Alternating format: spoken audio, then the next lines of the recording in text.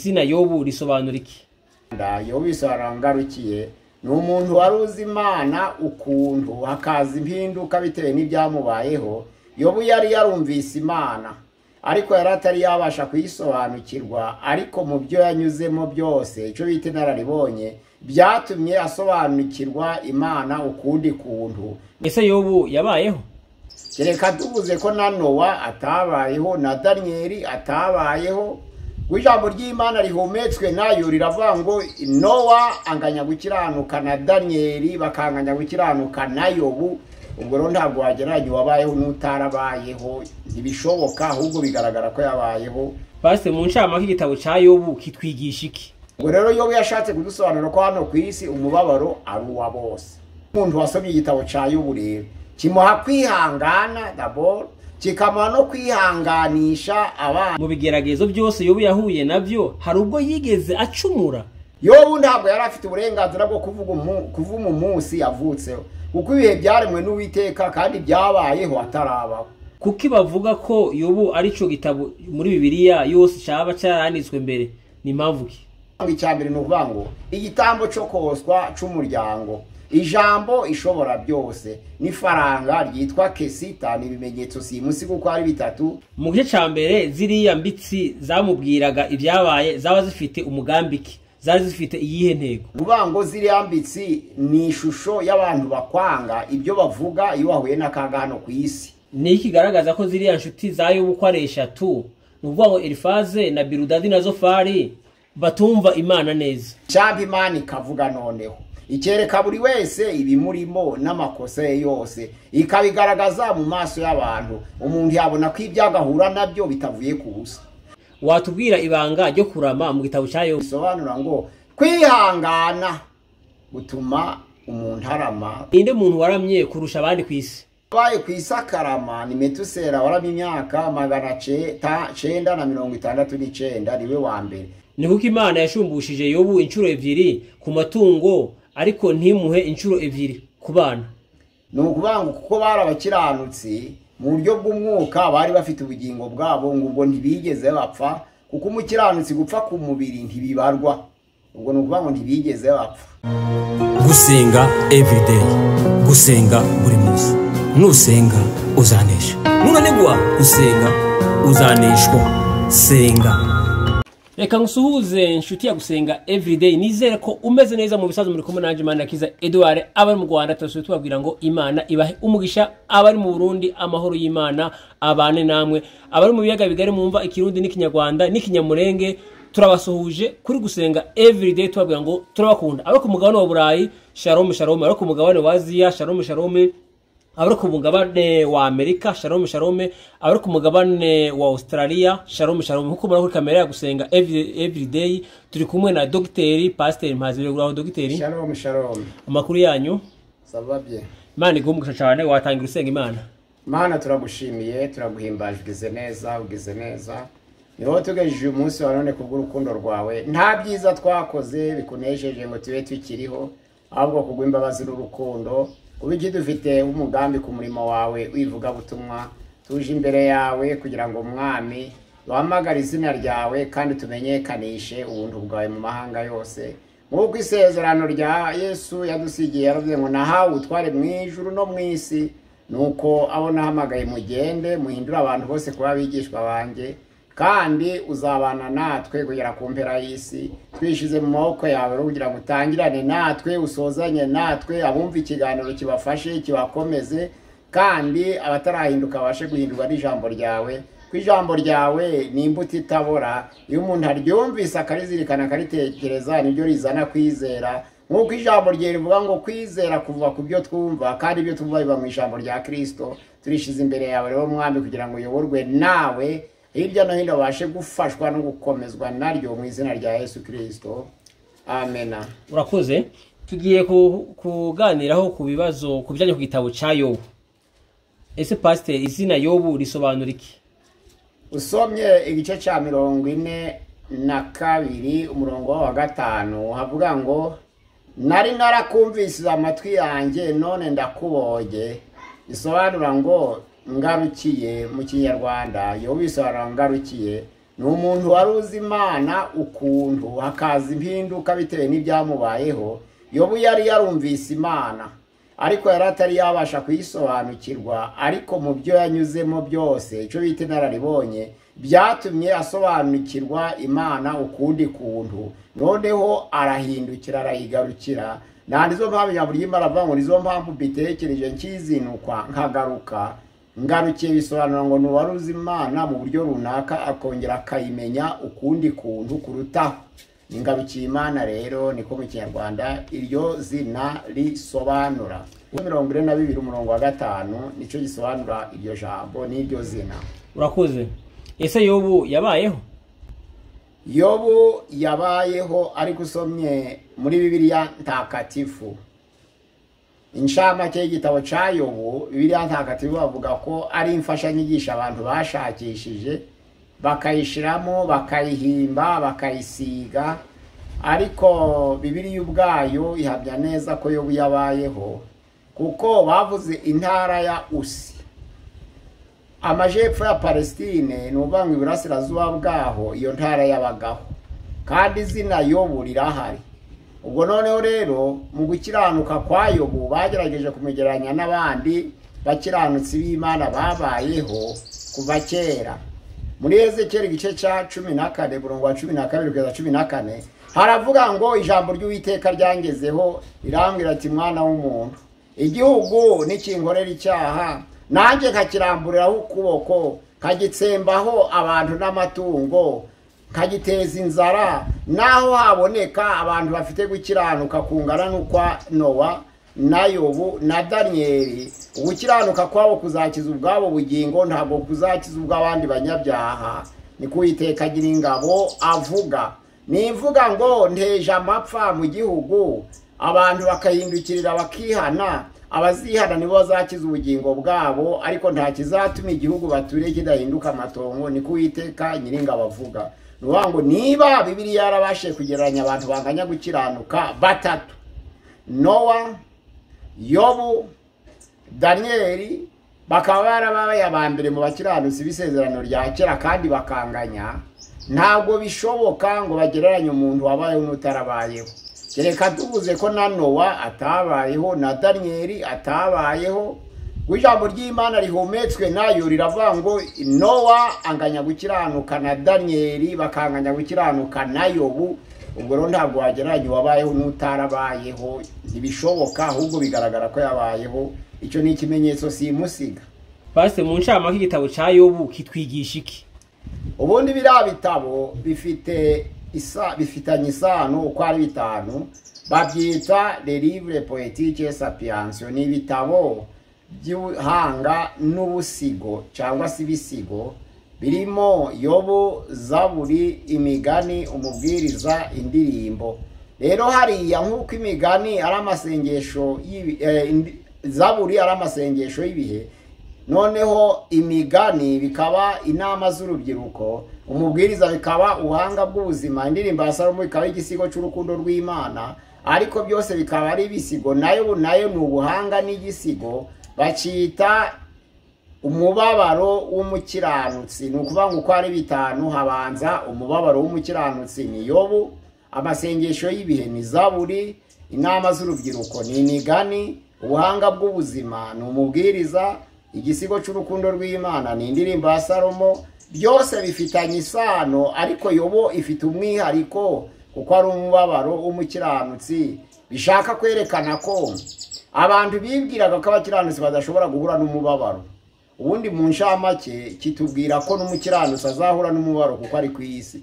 Kandi muri Yohana ya mbere igice cya 5 umurongo wa 19 haravuga ngo turabe Imana ariko isi yose iri mu maboko y'umubi. Nuvuga ngo hano ku isi na Yesu asenga muri Yohana 17 ku murongo wa 17 yavuze ngo data, simvuze ngo bakure mu isi ahubwo bakize umubi, kuko Yesu yarazi ko hari amakuba n'ibibazo bikomeye. Ubwo rero hano ku isi ni amakuba gusa, tuzaruka tugeze mu ijuru. Abantu benshi rero bigishijwe nabi bakabiha ubutumwa bupfuye, barababwiye ko iyo umuntu yihanye atongera guhura n'ibyago. Oya, gupfa guhoraho, inzara ihoraho, n'ubukene bugahoraho, ndetse n'intambara zigahoraho, na Yesu ubwo yarabihamije ubwo yaganiraga na Yuda. Yuda amaze kubabarira amafaranga baguze amavuta batse ku birenge bye, akavuga ati yo mureka tukayagurisha idenari yo 300 tukayafashisha abakene.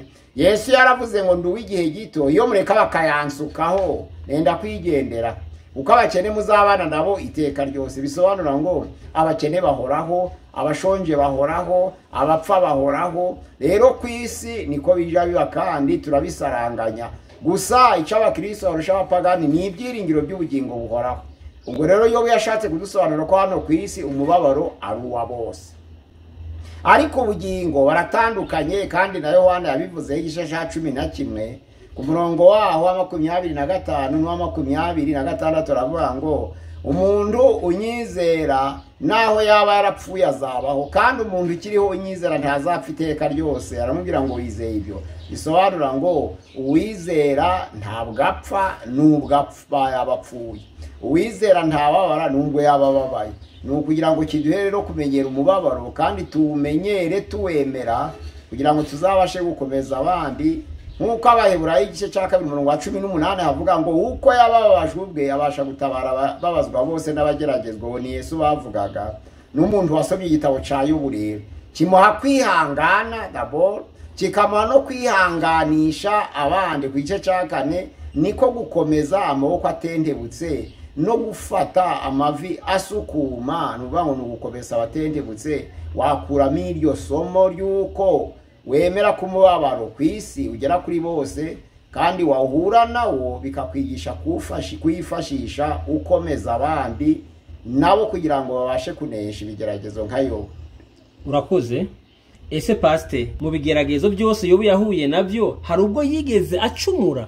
Igice cya 3 hari aho yavumye ibihe byo kuvuka. Aravuga ngo umunsi navutseho uvumwe. Umunsi humvikanye ngo mama yasabye n'umuhungu ntukamurikirwe n'izuba. Yobu ntabwo yari afite uburenganzira bwo kuvuma umunsi yavutseho, kuko ibihe byaremwe n'Uwiteka kandi byabayeho atarabaho. Rero kuko Yobu yavutse agasanga ibihe biriho, nta burenganzira afite bwo kuvuma igihe yavutseho. Mu bice 42 ku murongo wa 7 hari Imana ivuze ko Yobu atayihamije neza, atarase gukiranuka kwayo. Intege nke zaragaragaye ico gihe yavumaga umunsi yavutseho. Imana nayo irabyumva ntibyayineze, ziravuga ngo nanywe ntabwo warase gukiranuka kwanje. Urakoze. Ese paste, kuki bavuga ko Yobu ari cyo gitabo muri Bibiliya yose cyaba cyaranditswe mbere? Ni mpamvu ki?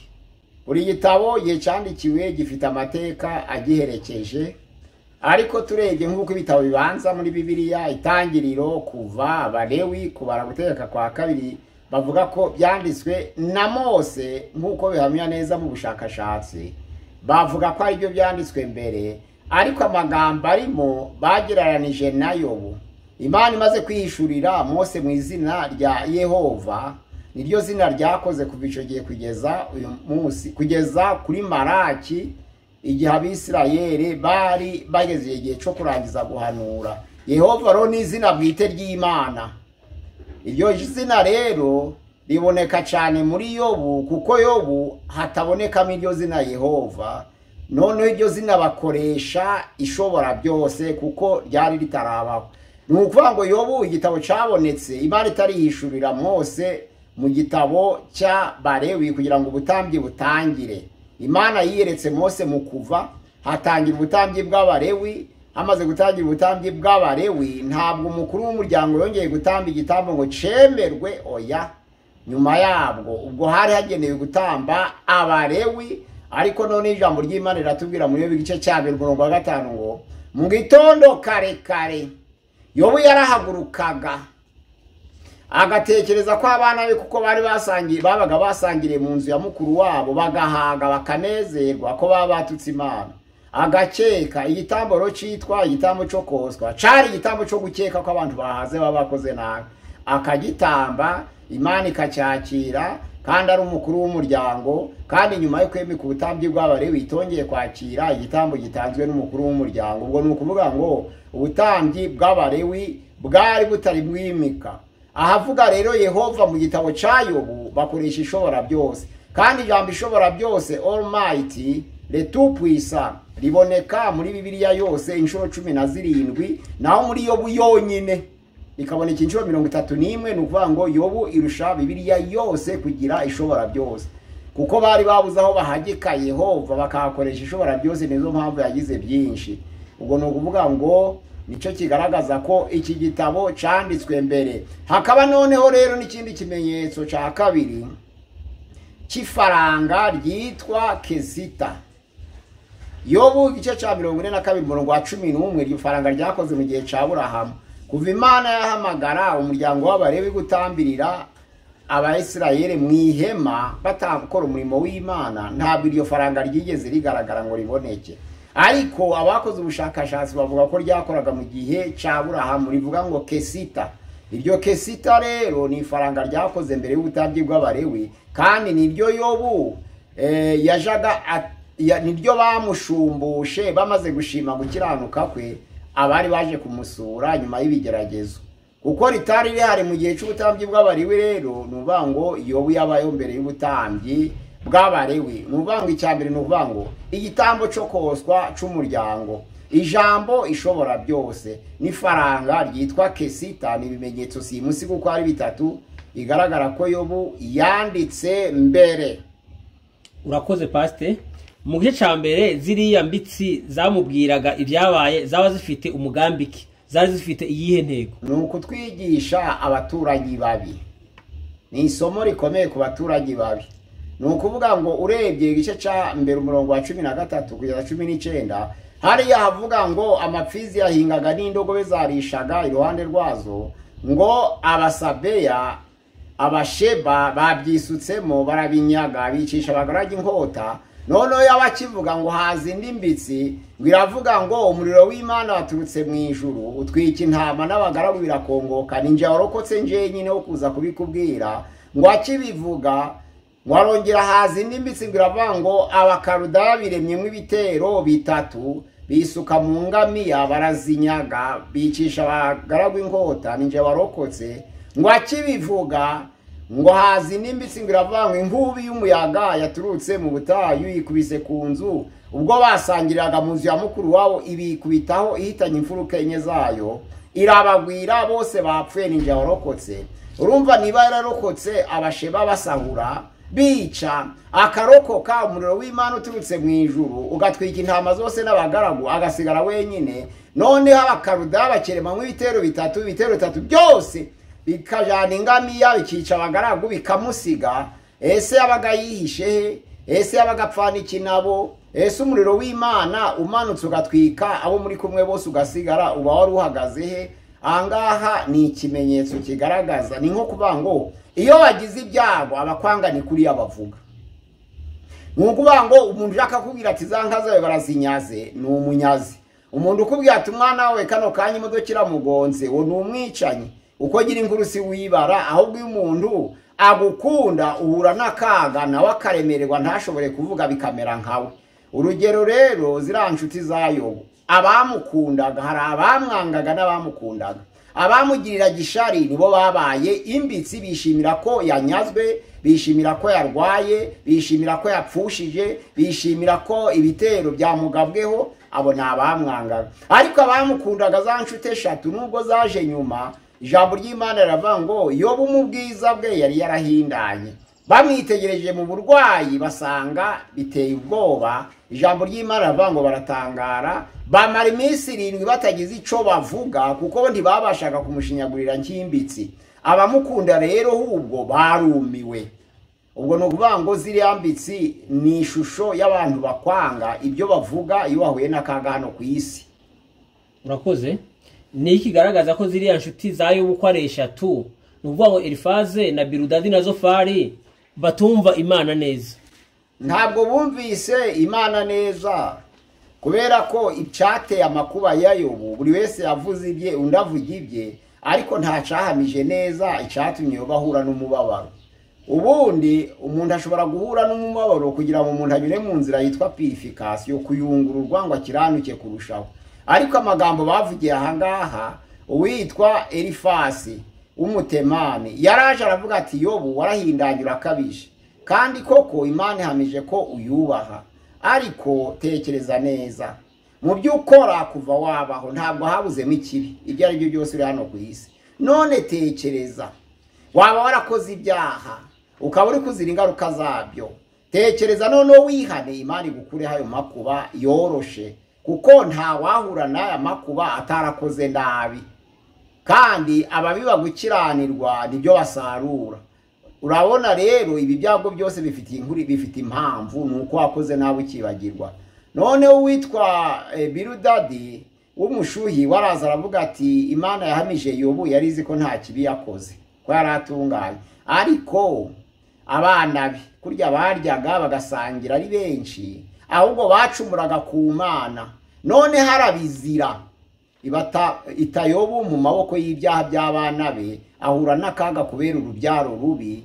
Ntabwo Imana imujijije ubusa rero, imuziza urubyaro rwe. Noneho uwitwa Zofari w'umunamati araza aravuga ati ashobora kuba atarakoze ibyaha koko, kandi abana be bashobora kuba ari abakiranutse, kuko ririya jambo Yesu nawe yararikoresheje muri Yohana igice cya 9 umurongo wa 1 kubigeza ku murongo wa 4. Abigishwa basanze Yesu bamwereka umuntu wavutse ari impumyi, baramubaza batese ko ari umugabo, aka kaga kangana gatya, ni icyaha yakoze cyangwa n'ababyeyi bakoze ibyaha? Yesu arababwira ngo ntabwo yarwaye kuko yakoze ibyaha, ntabwo yarwaye kuko ababyeyi bakoze ibyaha, ngo nukugira ngo imirimo y'Imana igaragare mu mubiri we, icubahiro. Nukuvuga ngo ni Imana ishaka kwihesha icubahiro muri we, ariko nta byaha yakoze, nta n'ababyeyi bakoze ibyaha. Aba rero bavuga ngo Yobu ari mu kaga kuko yakoze icyaha barahushije. Abavuga ngo Yobu yahuye n'akaga kubera urubyaro nabo barahushije, ntabwo umuntu ahura n'akaga kubera abana bakoze ibyaha. None ariko Zofari araza aravuga ati nyamara Imana imuhamya neza koko, abana ntabwo bakoze ibyaha, si ngombwa, nawe ntiyakoze ibyaha, si ngombwa. Imana yamuhamije neza. Ariko umuntu uri mu mubiri na kamere y'umuntu dusanzwe tuzi, uwamugereranya n'Imana akavuga ngo we n'Imana barate gukiranuka, uwakiranuka kuruta undi ni uwuhe? Nuvuga ngo igihe cyose turi hano mu isi turi mu mubiri, nubwo twakiranuka Imana iraturusha. Iyo bigice cya 11 ku murongo waho wa 5 niko avuga ngo icyampa Imana ikavuga noneho ikereka buri wese ibimurimo n'amakosa ye yose, ikabigaragaza mu maso y'abantu, umuntu yabona ko ibyagahura nabyo bitavuye ku busa. Nubwo waba utazi ibyaha wakoze, nubwo waba utazi gukiranirwa kwawe, ariko Imana ije ikarondora iz'umutima w'umuntu, icambi ikavuga, ikakwereka ibihishwe biri mu mutima wawe. Wasanga Imana itakoherereza ibyago bingana no gukiranirwa kwawe. Hariya muri Yobu 8:4 niho Biludadi yavuze ngo n'abana bakoze icyaha, naho Yobu ibice 8 niho yavuze ngo ni Yobu wakoze ibyaha, ari 4:8, ari 8:4, ari 11 mu murongo waho wa 5. Aho hose bagenzi be bavugaga ibyateye umubabaro we, nta na kimwe kigira inkomoko. Ahubwo hari impamvu Imana yari ifite, ngo yari ishakira ngo akiranuke kurushaho. Na nizo mpamvu yahamije ngo nari narumvisize izina ryawe ariko biyumvisa amatwi, ariko noneho ndakubonye. Urakoze. Base vuga umurongo mu gitabo ca Yobu ugaragaza ko Elihu yari umunyabwenge kurusha ziriya nshuti za mbere ko ari 3. Yarabarushaga cyane, kuko Yobu igice ca 35 umurongo wa 5 kugeza ku wa 7 aravuga ngo Yobu ashatse kwirata, uwaba yarakoze ibyaha hari icyo atwaye Imana? Ese gukiranirwa k'umuntu hari icyo kwahemukira Imana byabikoraho? Oya, ahubwo gukiranirwa k'umuntu n'ibyaha bye niwe bigarukira, agahura n'ingaruka zabyo. Ese wakoze neza we akagira gukiranuka, yahimana iki? Ijambo ry'Imana riravuga ngo Imana irakiranuka 100%, ntabwo ikeneye gukiranuka kw'abantu, ntikeneye yongera gukiranuka. None se wakoze uwakiranutse we yirata iki? Ko ntaco yongerera Imana. Nuvuga ngo wakoze ibyaha ntaco yatwara Imana, ko Imana ntizakiranirwa na hato, kandi Imana ntizigera yitwa umunyabyaha. Nuwakoze neza nawe ntaco ahaye Imana, kuko ifite byose kandi irakiranuka. Ubwo rero Imana ishobora kuduha kimwe, baba abanyabyaha n'abakiranutsi, kuko abaye umunyabyaha ntaco yayitwaye, no wabaye umukiranutsi ntaco yayihaye. abantu bagatangara, ariko Imana ibiri muri gahunda yayo. Nuvuga ngo byaba bibi dukora ntacyo bitwara Imana, byaba byiza dukora ntabyo byongerera Imana, kuko haba gukora ibyaha ntikora ibyaha, haba no gukiranukira uzuye. Urakoze. Watubwira ibanga ryo kurama mu gitabo cya Yobu? Mu gitabo cya Yobu usomye igice cya 42 umurongo wa 16 haravuga ngo hanyuma y'ibyo Yobu amaze kwihangana no gukiranuka kwe, Imana imwongerera imyaka 140 ku yaramaze. Ni ukuvuga ngo Yobu mu mateka ya Bibiliya, Panorama de la Bible, havuga ko Yobu yagerageje afite imyaka 62, noneho bakamusahura kurangiza ibye byose n'ubutunzi bye, no gupfa kw'abana byabaye mu myaka 7 iba 69, indwara y'ibishute yayimaranye imyaka 7 iba 76. Ubwo none amaze gutungana no gukiranuka no kwihangana, amaze kunesha ibigeragezo, Imana iranezerwa imwongera imyaka 140 kuyo yari afite. Bisobanura ngo kwihangana gutuma umuntu arama kugira ngo azabashe gukomeza abandi. Gukiranuka ku Mana hariya muri Zaburi ya 10 ya 66 Dawidi yaravuze ngo iyo nibwira ibyo gukiranirwa mu mutima wanje, ntabwo Uwiteka aba yarambashije kumbeshaho, ntaba yaranyumviye. Bigaragaza ko kwihangana ni ibanga ryo kurama imbere y'Imana, kwirinda ibyaha ni ibanga ryo kurama. Urakoze. Pastor, ninde muntu waramye kurusha abandi ku isi? Ku isi uwaramye ku isi ni Metusera. Enoki na Eliya bagiye mu ijuru batarapfa, bazagaruka kugira ngo banyure mu itegeko ry'urupfu, ariko ntabwo bari ku isi, ahubwo bari mu ijuru. Ariko abaye ku isi akarama ni Metusera, waramye imyaka 969, niwe wa mbere. Icyakora Enoki na Eliya nibagaruka ku isi baje guhamya, bakarangiza guhamya kwabo, bazicwa. Igihe cyo kwicwa cyabo kizaba kigize imyaka miremire kuruta iya Metusera, kuko imyaka bamaze mu ijuru ni myinshi kuruta iyo Metusera yamaze. Ariko turebye wabaye ku isi gusa ni Metusera. Urakoze Pastor. Ni kuko Imana yashumbushije Yobu inshuro 2 ku matungo, ariko ntimuhe inshuro 2 ku bana. Imana iza abantu kuruta uko biyizi. Hariya Yobu igice cya 5 yabyukaga kare kare agatamba ibitambo byo koswa, atambirire abana be. Igitambo cyo koswa cyo gutambirira abana yo gukeka ko baba bacumiye ku Mana mu gihe banywaga basagirira vino mu nzu ya mukuru wabo, agatamba igitambo cyo koswa, atambirira buri wese igitambo kugira ngo Imana ibeze. Ahangaha rero igihe cyo kunyagwa no gupfusha abana bapfuye ari abakiranutsi, kandi ijambo ry'Imana tubwira ko abakiranutsi badapfa. Nuvuga ngo nibyo Yohana yavuze ngo unyizera naho yaba yarapfuye azabaho. Nukuvuga ngo kuko bari abakiranutsi mu buryo bw'umwuka bari bafite ubugingo bwabo, ngo ubwo ntibigeze bapfa, kuko umukiranutsi gupfa ku mubiri ntibibarwa. Ubwo nukuvuga ngo ntibigeze bapfa. Aho ni mu buryo bw'umwuka. Ariko mu buryo bw'umubiri abantu bakunda ibintu kurusha abantu. Nukuvuga ngo Imana yitegereje Yobu, irebye uko yanyazwe, iravuga ati nimuhe umugabane abana bangana bakubye kabiri abo yari afite, n'ubundi abaryi baraba biyongereye. Kuko intama byari 7,000 biba 14, hariya indogobe zari ingore 500 biba 1,000, none ingamiya zari 3,000 biba 6, hariya none amapfizi cari 1,000 byose ikuba kabiri. Ariko igeze ku bana imuha abana yarasanganwe, kwari kugira ngo itongera abaryi birushaho kunezeza Yobu, kuko abantu banga abaryi ariko bagakunda ubutunzi. Nuvuga ngo buri wese rero wabwira ngo ndaguha umwana cyangwa ngo amafaranga, buri wese ahitamo amafaranga. Wabwira ngo ndaguha itungo cyangwa umwana, ahitamo itungo. Ahangaha rero abantu bakunda ibintu kurusha abantu bakunda amafaranga kurusha abantu. Nizo mpamvu bamwe babirenganiriza abandi, nuko babikunda kurusha ubugingo bwa rubanda. Nuvuga ngo ni icigisho gikomeye cereka abantu bo kwisi ko bakunda ibintu kurusha abantu. Urakoze Pastor. uretse ibanga ryo kurama riboneka mu gitabo cya Yobu, hari irindi banga ryo kurama riboneka muri Bibiliya? Hari irindi banga ryo kurama riboneka muri Bibiliya.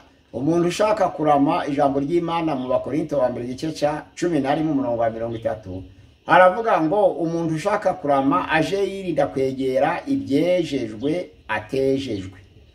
Nta nizo mpamvu hari abavuze ngo abegera umubiri wa Kristo bakegera amaraso ye, nuvuga ngo kwigaburo ryera, ngo bamwe bafite intege nke, abandi bararwaragurika, abandi bapfuye kare. Bigaragara ko kwegera ibyejejwe utejejwe bituma umuntu atarama, ariko iyo wirinze kubyegera urarama.